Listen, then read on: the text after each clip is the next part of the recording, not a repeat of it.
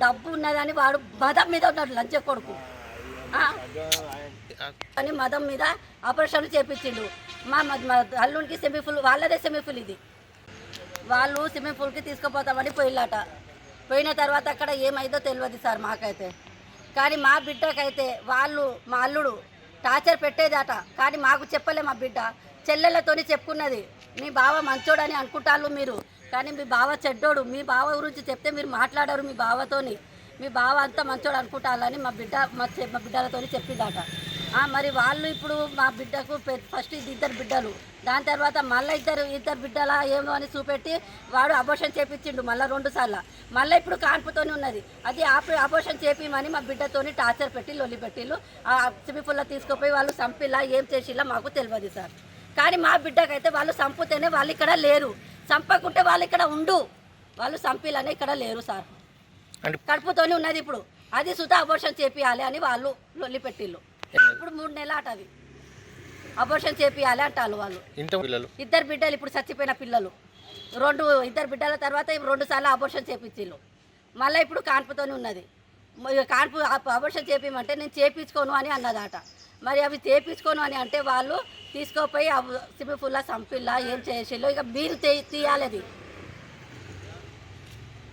ఏం చేస్తాడమ్మా మీ అల్లుడు?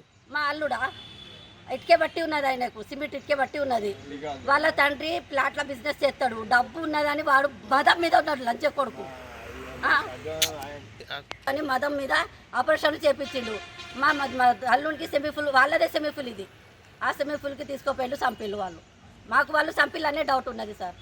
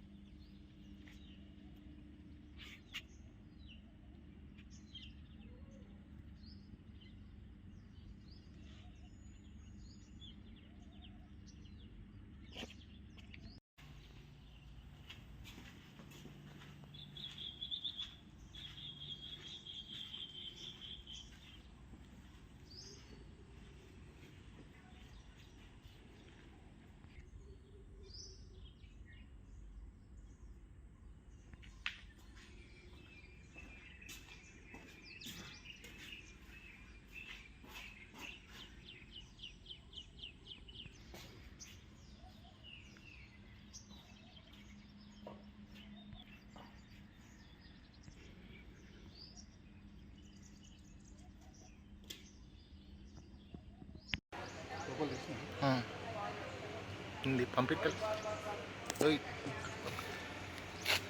అలా బయట అడుగుతుంది.